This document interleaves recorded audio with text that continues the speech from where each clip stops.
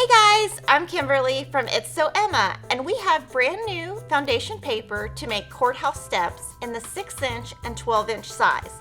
This is going to give you perfectly accurate blocks. You can use honey buns, jelly rolls, or your scraps. I'm going to show you how to make this today. Included in your pad will be 42 foundation paper pads that are shaded so it's easy to follow, and there are instructions and a size guide so you can make a quilt of any size. So let me show you how to use the paper today. Your first step is to open your pad and pull off a piece of paper. Now the paper that we have built this with is super thin, easy to pull off, and your stitches will not come out. Then you will look on the inside cover and you will cut all of your fabrics. It makes it super easy because all the instructions are here. I've went ahead and cut all of my pieces, and I'm going to show you how to assemble this and how easy it is. When you're piecing, we're going to go in numerical order. So we're going to start with fabric 1 and 2. For fabric 1, we have this piece and this piece. We are using figs and shirting along with 9900-200, which is a Bella Solid. The first step you're going to do is we want to make a crease between the 1 and the 2. I'm going to use my add a quarter ruler, and I'm going to just make a crease just like that, and then you can see it on the other side. Some people, when they make their blocks, like to use a light box, but I don't feel like I need to. I'm just going to kind of hold my paper at an angle so I can see through it. Where the 1 is, you're going to place your orange.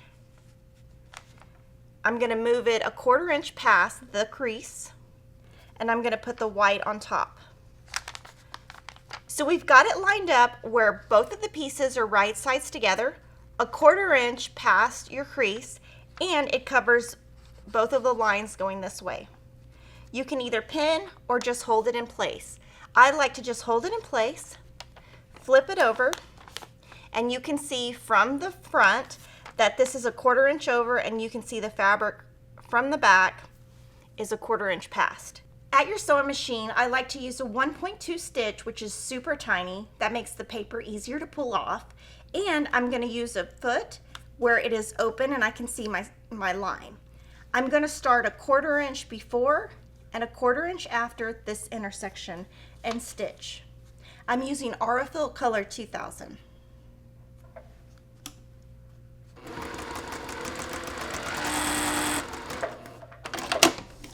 So I started and ended a 1/4 inch from the lines going the other direction. That is going to keep it nice and secure.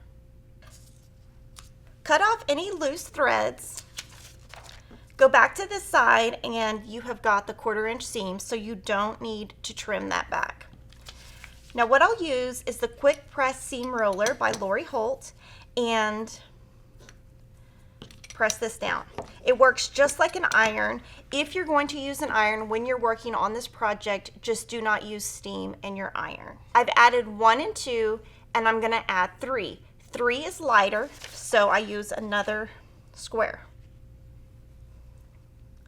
I'm going to place the square there, turn it over, and stitch the same way I did on the other line, a 1/4 inch past each intersection.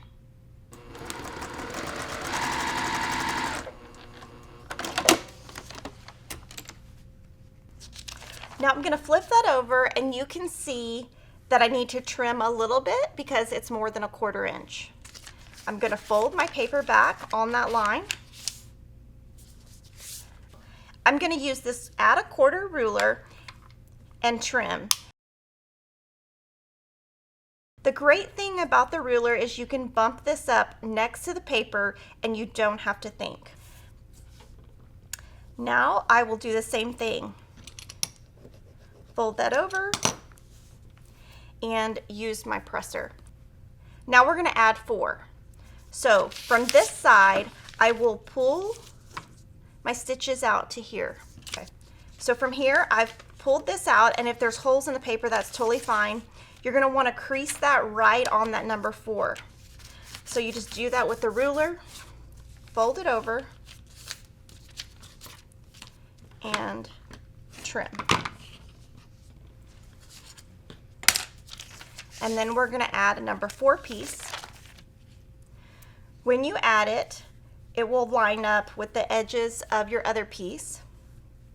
You just hold it in place and sew.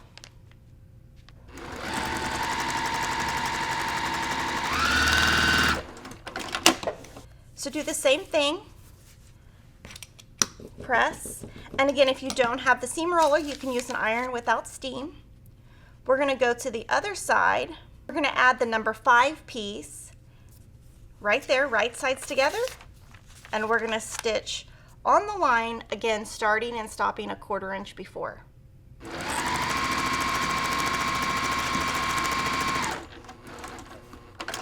Now here, you can fold this back.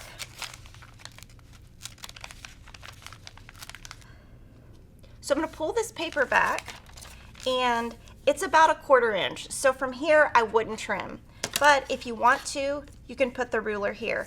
So as you see, you can either trim your fabrics before or after you do your line. You just don't want a lot of bulk in the back. So sometimes I do it before, and sometimes I do it after. And when you're working with this, if you use a size 90 needle, your paper will come off a lot easier. Now I've done the first round, and I'm going to add 6 and 7. Now you can actually do these at the same time to save time, because you will not have the bulk in the way, and you'll see what I mean next. So the first thing I'm going to do is I will trim this back right here. Pull your paper. I'm going to trim both at the same time and add the next piece at the same time, and it's going to save you a lot of time.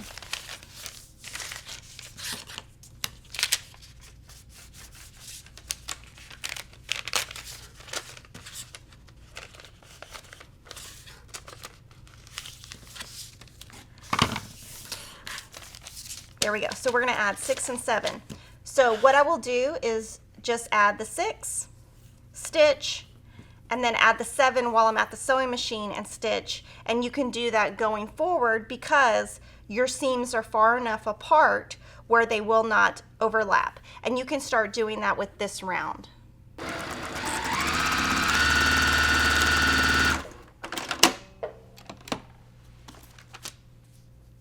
I'm going to add the other piece.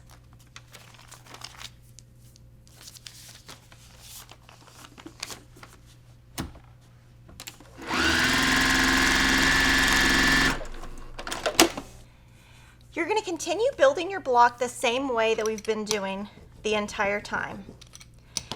And using your roller, and you're going to keep building. So from here, you'll do the same thing. Pull your stitches and trim.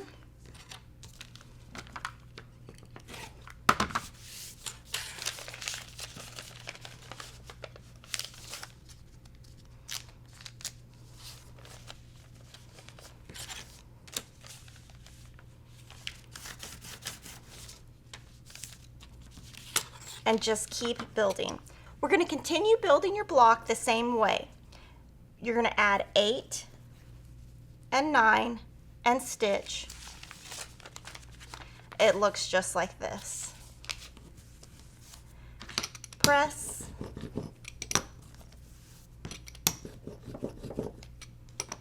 Then you will add 10 and 11. Will look like this. Press. So you're doing the same exact steps that we did at the beginning. Then add your very last round, right sides together, stitch, and press. And now I will show you how to trim your block. Before I trim my block, I like to do an all-over press on the block to make sure it's nice and flat without using steam. Now we need to trim the block down, which is going to give you that perfect size. There are 2 lines on your paper. One says do not trim and one says trim. That way you don't get confused. At this point, you can trim all 4 sides on the outside, or to save time, you can take a Creative Grids 6.5-inch square ruler, place it on the outside lines, and trim. You do 2 sides at a time. Use a rotating mat. Trim the other sides, and you have a perfect block. At this point, you can either remove your paper now, or you can remove your paper after your entire quilt is assembled. I prefer to remove my paper now, so I will take the paper, fold it first in a crease, and your paper is just gonna fall right off. It's gonna fall off just like butter. And that is going to fall off because we have used a short stitch length and a size 90 needle, and you just pull your paper off from the outside towards the inside.